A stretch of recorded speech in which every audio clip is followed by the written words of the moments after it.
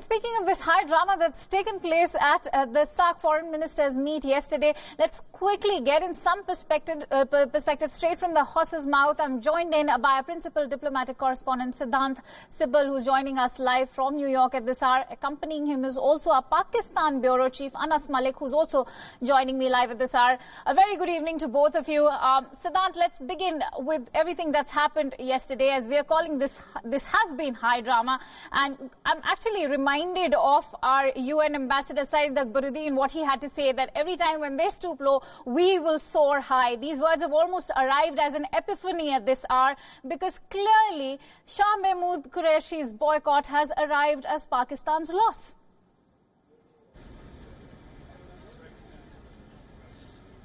Well, Akanksha, it was a high voltage drama, and I was inside the room and also outside the room when the Pakistani foreign minister was ranting about Kashmir. In fact, along with me, our Pakistan bureau chief Anas was also there, and it was a trailer to expect what is going to happen on Friday. It's still evening time here in New York, but I know it's morning in India, and do expect the Pakistani Prime Minister to talk about Kashmir, and that is what the Pakistani Foreign Minister did at the SAARC meeting himself. He said that he came late because of what is happening in Kashmir. He wanted to send a message, but the big story is that the SAARC meeting began without the Pakistani Foreign Minister being there. Most of the speakers had spoken their statements. In fact, when the Indian minister spoke, he left after presenting his statement, and only then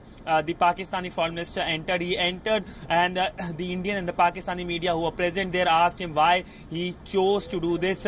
He said it's because of the developments which have taken in Kashmir, and he went inside, and within like 15 minutes he came out. There was a press conference in which number of questions were asked, including by the Indian media, including by WION. I asked this question on Hafiz Saeed, on terrorism. He chose not to answer them. Instead, he was, of course, coming with his own lines, which we all know what he's expected to speak, and it was a stage to present himself that Pakistan has a different view of the world. In fact, Pakistani foreign minister started by saying that that SAARC is not a place to talk about bilateral issues, but he has made it completely bilateral by doing what he did, and the high voltage drama that ensued for 2 hours in that room in the third floor of the Western Hotel, where exactly 1 year ago WION was there and the drama happened, but this time it was at a very, very high level, high decibel drama. Right. Siddhant, on that note, let me also go across to Anas, and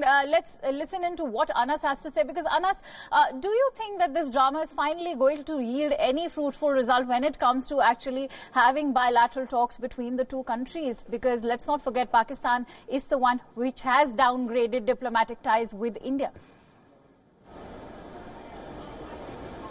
Well, Akansha, this drama is not going to end anytime soon when it comes to on the part of Pakistan, because the Pakistani side is insistent, rather adamant, that until and unless the issue of Kashmir is settled, rather the curfew is lifted, quote unquote, until then there would be no talks or bilateralism with India. That is where the buck stops for Pakistan. Clearly, that is where the initiation of dialogue is. But today, what happened at SAARC, as Siddhant really mentioned, it was high drama. It was a repeat of what happened last year, only that the characters were switched. Last year, it was Indian External Affairs Minister, and this was a repeat what the Pakistani Foreign Minister pulled out. It was exactly what the Pakistani Foreign Minister did. He, quote unquote, he said that he would want to boycott the event until the Indian External Affairs Minister is speaking. Now, this comes at a stark contrast, because the Pakistani Foreign Minister, in fact the Ministry of Foreign Affairs spokesperson, Dr. Mohammad Faisal, who is also the DG South Asia and SAARC, when I asked him, and we have this on record on WION's camera as well, that what is SAARC about and would you guys be talking about Kashmir? He said SAARC is about multilateralism. It is not about talking about bilateral issues. And then the exact opposite was done, a 360 turn, rather a U-turn, as what Imran Khan's policy has been, the Imran Khan government's policy has been, and in continuation to that, they tried to rake up the issue of Kashmir. They made that as a ground to come late, to boycott, and then later the claim came in after he was done addressing a press conference at Westin Hotel, trying to answer both India and Pakistani media's questions. He came back to this hotel right behind me, the Roosevelt Hotel, where the Pakistani delegation is staying. He addressed the media, the local media, the Pakistani press here once again, and reiterated what he had said. In fact, he went on to claim that, quote-unquote, India was cornered at the SAARC meeting. That might not be true, or that might be true, but the fact that Pakistan foreign minister is known for making tall claims that fall short, only to be later to be revealed that they were not true, be that be the claim of 57 or 58 countries backing Pakistan, or this claim by the Pakistani foreign minister that the next summit is to be held in Pakistan, which is to be held in Pakistan, but the fact that no other country this time objected to of its happening, of it taking place in Pakistan. So there's a lot of contrast in Pakistani statements that have taken place. Pakistan's position is unclear. They say one thing and they've done the exact opposite to that. Yes, Akansha. Right, absolutely. Seems like Pakistan has been very wobbly in its entire narrative that it's been panning out. What seems to be going to the media also is very unclear. Seems Pakistan should have worked out their strategy better. But let's also bring our viewers up to speed with what exactly happened post the SAARC meeting, because WION actually confronted Pakistan's Foreign Minister Shah Mahmood Qureshi just outside the venue of the SAARC foreign ministers meet. And WION's principal diplomatic correspondent Siddhant Sipal asked Shah Mahmood Qureshi why Pakistan was backing terror groups and supporting the 26/11 Mumbai attacks mastermind Hafiz Saeed. But the Pak foreign minister evaded these questions and walked away. Have a look at these visuals. Pakistan supported Hafiz Saeed. Shah Sahab, anything that you'd like to say on today's boycott? Pakistan supported Hafiz Saeed. Shah Sahab, anything that you'd like to say on today's boycott? Let's get it straight from the horse's mouth. Let me quickly go back to our principal diplomatic correspondent Siddhant Sipal as he joins us live this hour from New York. Siddhant, we just saw those visuals. Clearly, they speak volumes of everything that's happened yesterday. The fact that Shah Mahmood Qureshi evaded your question when it comes to the issue of Pakistan providing shelter to Hafiz Saeed and all the state-backed support that the Mumbai terror attack mastermind is actually receiving from Pakistan, only reeks of Pakistan's double standards. Well, double standards in a public view, but this is not the first time that Pakistan has shown its double standard. In fact, that question was to be asked by everyone, and that was the focus, given the fact that Pakistan, it announced that Hafiz Saeed should be given expenses. The Pakistani government went to United Nations Security Council and was able to get the expenses that Hafiz Saeed can use, and he was a person who is responsible for killing so many people in Mumbai. The 26/11 mastermind, Hafiz Saeed, and a government, a state going to United Nations Security Council for him, shows the double standards, because Pakistan at one point has been saying that it doesn't support terror. It is taking all actions. In fact, the Pakistani Prime Minister has been giving interviews to everyone, barring the Indian media. In fact, just 2 days ago, there was a press conference of Imran Khan inside the United Nations building, where there were reporters, including from our group, who asked questions, but the permanent envoy of Pakistan did not allow any questions from the Indian media, completely evading the Indian media, and they are speaking to everyone, barring the Indian media. WION has even requested for a full one-to-one interview with Imran Khan, but there hasn't been any reply. But talking about the double standards is nothing new. In fact, Pakistan has been saying that it has nothing to do with terror. There are no terror terror camps on its territory. But everything is going to get clear very soon. It's just not India or Afghanistan who are the main victims of Pakistani terrorism, the foreign policy, the alternative foreign policy which Pakistan uses. But soon from Paris, we might get some report in mid of October when Pakistan could be blacklisted if these groups, if the member countries of FATF say that Pakistan has not followed its commitment on cracking down on terrorism. Absolutely, very rightly said.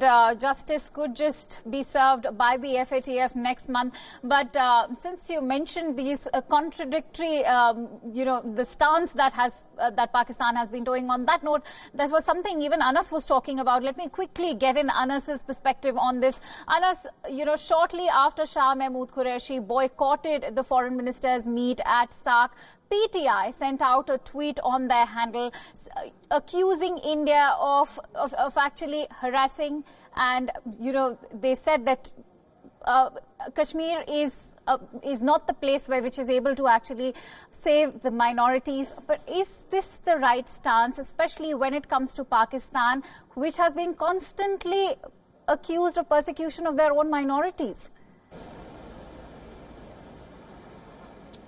Well, the Pakistan Tehreek-e-Insaf, the PTI party, did send out a tweet, and that was the very first statement that came in.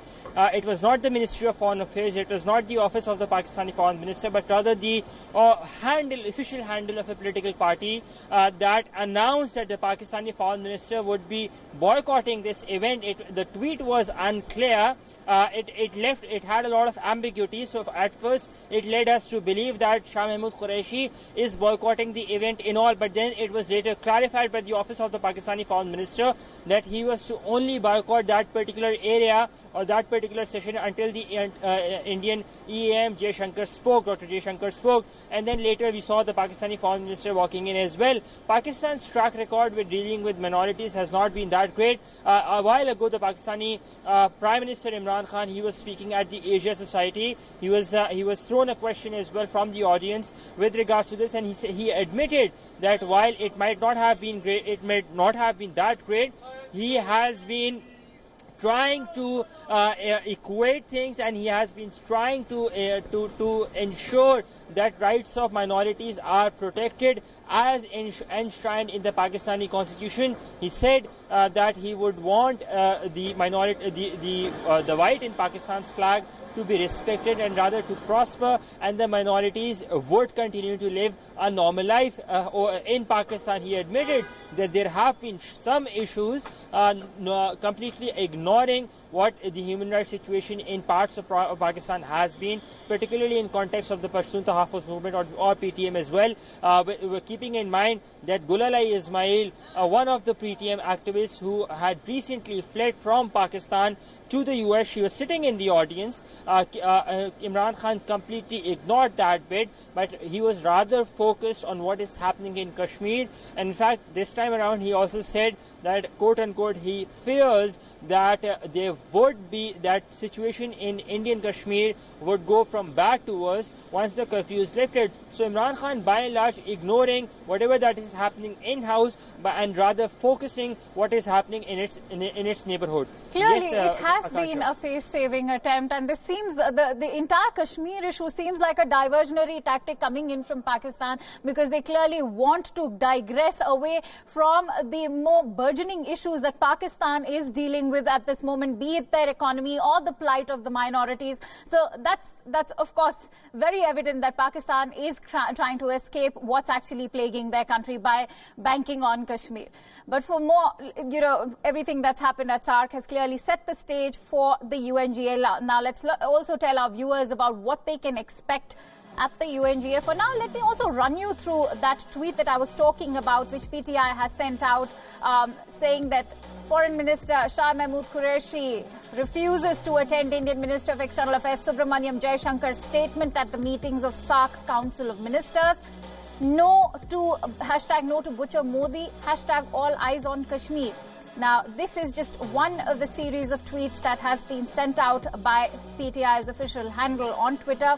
The other tweets also mentioned the atrocities that have been hurled on Kashmiris, trying clearly to divert attention, media attention, away from more burgeoning issues, as we mentioned earlier, that Pakistan has been plagued by. But now let's also have a look at what you can expect at today's UNGA, which of course is going to be dominated by India and Pakistan, because Prime Minister Modi's address at the UNGA will be the grand finale of his week-long US visit. The proceedings of the UN will begin at around 6:30 p.m. Indian Standard Time, and exactly 2 hours India is slotted to speak. So we could expect the Prime Minister's address by 8:30 p.m. today, and the last 6 days have been filled with action. It all began with the mega Howdy Modi event with an appearance by the US President himself. And from there on, the Prime Minister has held several bilateral and multilateral talks with world leaders.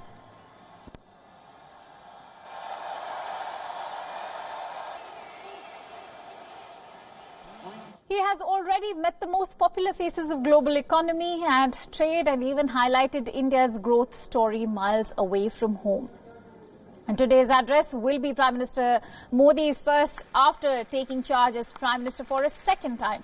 His first address was in 2014, but all eyes are set on the biggest diplomatic face-off between India and Pakistan.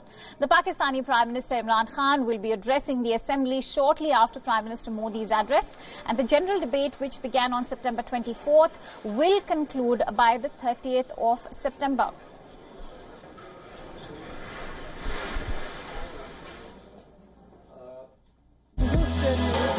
Narendra Modi, Donald Trump was pretty much Several issues when it comes to